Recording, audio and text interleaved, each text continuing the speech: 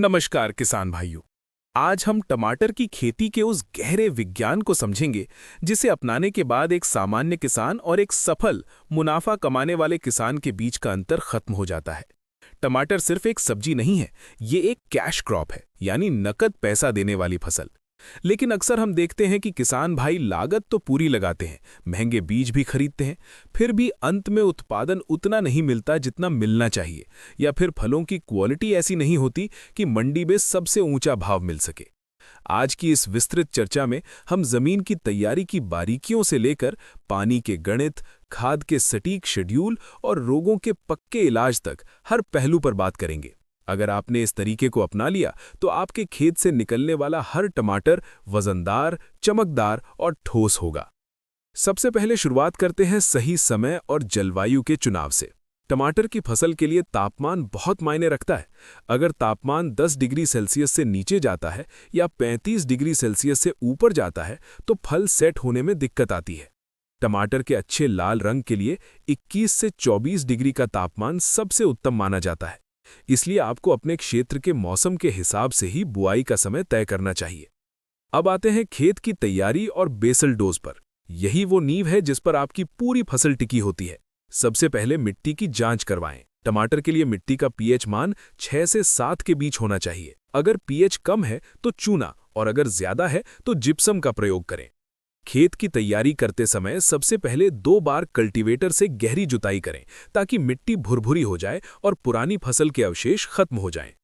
आखिरी जुताई से पहले हमें जमीन के अंदर बेसल डोज यानी आधार खाद डालनी है। इसे बहुत ध्यान से नोट करें। प्रति एकड़ आपको 4 से 5 ट्रॉली सड़ी हुई गोबर की खाद डालनी है। गोबर की खाद में ट्राइकोडर्मा और स्यूडोमोनास 1-1 किलोग्राम मिलाकर अगर आप 1 हफ्ते के लिए छोड़ दें और फिर खेत में डालें तो ये जमीन से पैदा होने वाली फंगस जैसे कि उकटा रोग को जड़ से खत्म कर देगा। रासायनिक खादों की बात करें तो प्रति एकड़ 50 kilogram DAP, 50 kilogram muriate of potash, 25 kilogram urea, 10 kilogram micronutrients, 10 kilogram carbofuran या फिप्रोनिल ग्रैन्यूल्स और सबसे महत्वपूर्ण 25 किलोग्राम कैल्शियम नाइट्रेट और 5 किलोग्राम बोरॉन का इस्तेमाल करें। याद रखें, डीएपी और कैल्शियम नाइट्रेट को कभी भी एक साथ मिलाकर न डालें। इन्हें खेत में अलग अलग समय पर छिड़के। कैल्शियम नाइट्रेट को बेसल डोज में देने से पौधे का तना शुरू से ही मजबूत बनता है और फल फटने की समस्या नहीं आती। अब बात करते हैं बेड मेकिंग और मल्चिंग की। टमाटर की आधुनिक खेती बिना बेड के करना घाटे का सौदा है। आपको 3 से 4 फीट चौड़े बेड बनाने चाहिए और बेड की ऊंचाई कम से कम 1 फीट होनी चाहिए। बेड से बेड की दूरी यानी सेंटर टू सेंटर 5 फीट रखें। बेड बनाने के बाद ड्रिप की नली बिछाएं और उसके ऊपर 25 माइक्रोन की मल्चिंग पेपर का इस्तेमाल करें। मल्चिंग के 3 बड़े फायदे हैं। पहला, ये खरपतवार को उगने नहीं देता। दूसरा, ये मिट्टी में नमी को लॉक कर देता है जिससे पानी की बचत होती है। और तीसरा, ये जड़ों के पास एक माइक्रो क्लाइमेट बनाता है जिससे जड़ों का विकास बहुत तेजी से होता है। अगला चरण है नर्सरी प्रबंधन और बीज का चुनाव।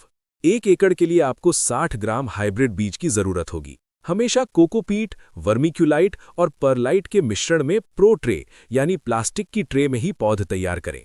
मिट्टी में पौध तैयार करने से जड़ों में बीमारी लगने का खतरा रहता है। कोकोपीट में तैयार पौधे की जड़ें गुच्छेदार होती हैं और रोपाई के बाद पौधा मरता नहीं है। बीज बोने से पहले उसे थिरम या कार्बेंडाजिम से उपचारित जरूर करें। नर्सरी अवस्था में रस चूसने वाले कीट बहुत नुकसान पहुंचाते हैं और यहीं से वायरस की शुरुआत होती है। इसलिए नर्सरी को हमेशा इंसेक्ट नेट या सफेद मच्छरदानी से ढक कर रखें। अब आते हैं रोपाई यानी ट्रांसप्लांटिंग पर।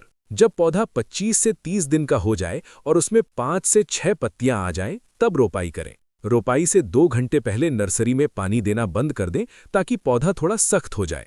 रोपाई हमेशा शाम के 4 बजे के बाद करें। पौधे से पौधे की दूरी 1.5 फीट रखें और जिग-जैग तरीके से लगाएं, यानी एक लाइन का पौधा दूसरी लाइन के पौधे के ठीक सामने न होकर बीच में हो। इससे हर पौधे को बराबर धूप और हवा मिलती है।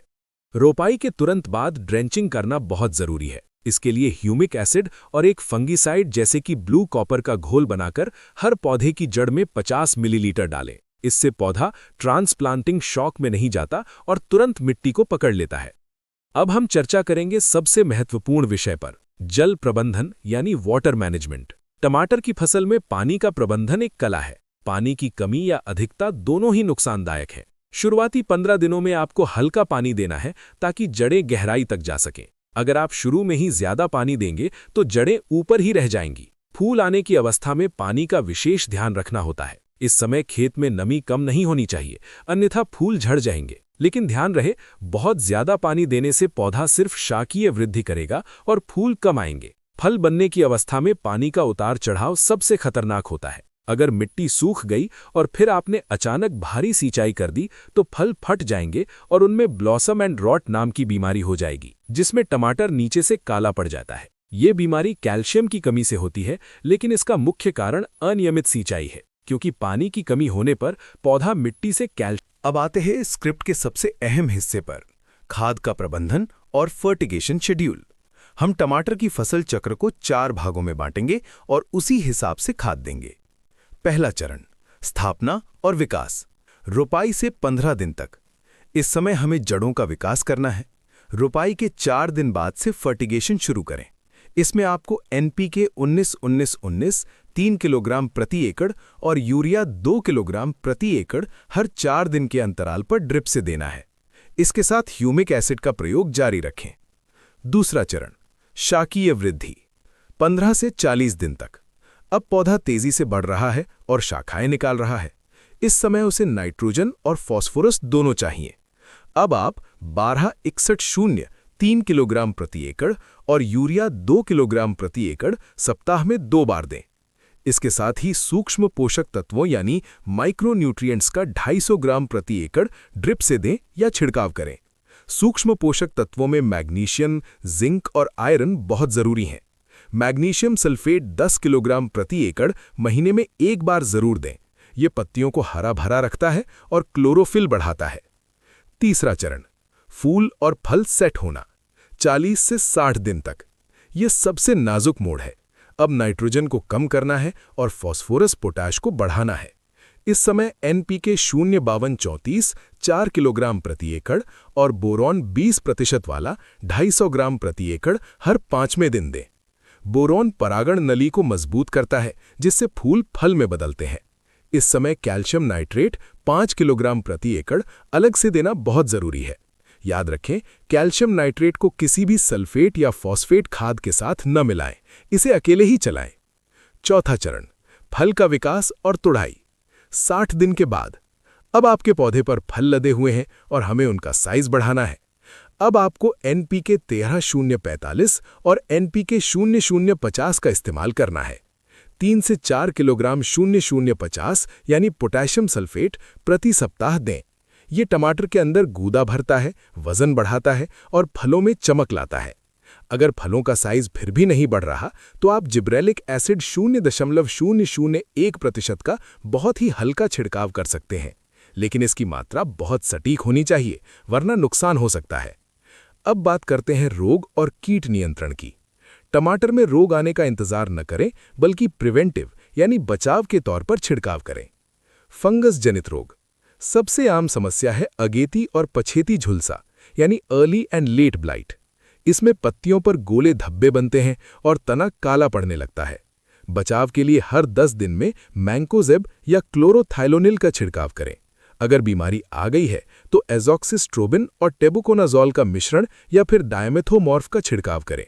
जड़ गलन और उखटा यानी विल्ट, अगर पौधा अचानक मुरझा रहा है तो ये बैक्टीरिया या फंगस हो सकता है। इसके लिए कॉपर ऑक्सीक्लोराइड और कासुगामाइसिन का घोल बनाकर पौधे की जड़ों में डालें। वायरस जनित रोग, लीफ कर्ल वायरस यानी मरोड़िया रोग, ये सबसे बड़ा दुश्मन है। इसका वाहक सफेद मक्खी है। सफेद मक्खी को कंट्रोल करने के लिए खेत में प्रति एकड़ 20 पीले चिपचिपे ट्रैप लगाएं। दवा के रूप में डाइफेनथ्यूरॉन, एसिटाप्रिड या फ्लोनिकामिड का बदल कर छिड़काव करें। नीम तेल 10,000 ppm का हर 15 दिन में स्प्रे करना भी सफेद मक्खी को दूर रखता है। कीट नियंत्रण, फल छेदक इल्ली यानी फ्रूट बोरर, ये इल्ली फल में छेद कर देती है। इसके लिए आप इमामेक्टिन बेंजोएट 5% या फिर फ्लुबेंडियामाइड का छिड़काव करें। अगर प्रकोप ज्यादा है तो क्लोरेंट्रानिलिप्रोल यानी कोराजन सबसे असरदार है। लीफ माइनर, पत्तियों पर सफेद लकीरें बनाने वाले इस कीड़े के लिए अबामेक्टिन का छिड़काव करें। माइट्स यानी मकड़ी, अगर पत्तियां नीचे की तरफ मुड़ रही हैं और तांबे जैसे रंग की हो रही हैं तो ये मकड़ी का हमला है। इसके लिए स्पाइरोमेसिफिन या प्रोपरजाइट का इस्तेमाल करें। अब एक विशेष टिप स्टेकिंग यानी सहारा देने के बारे में। अगर आपने हाइब्रिड टमाटर लगाया है तो उसे सहारे की जरूरत पड़ेगी। इसके लिए बांस के डंडे और सुतली का इस्तेमाल करें। पौधे को मिट्टी पर न गिरने दें। मिट्टी के संपर्क में आते ही फल सड़ने लगते हैं। स्टेकिंग करने से हवा का संचार अच्छा रहता है, दवा का छिड़काव हर पत्ती तक पहुंचता है और पैदावार 30% तक बढ़ जाती है। खरपतवार नियंत्रण। खरपतवार फसल का भोजन चुरा लेते हैं। रुपाई से पहले पेंडीमेथालिन का छिड़काव करें। खड़ी फसल में अगर खरपतवार हो गए हैं तो मेट्रीब्यूजिन नाम की खरपतवार नाशक का प्रयोग किया जा सकता है, लेकिन इसका प्रयोग बहुत सावधानी से और सही मात्रा में करना होता है, अन्यथा टमाटर के पौधे जल सकते हैं। सबसे अच्छा तरीका है कि मल्चिंग का प्रयोग करें या फिर हाथों से निराई गुड़ाई करें। निराई गुड़ाई करने से जड़ों को हवा मिलती है जो पौधे के लिए टॉनिक का काम करती है।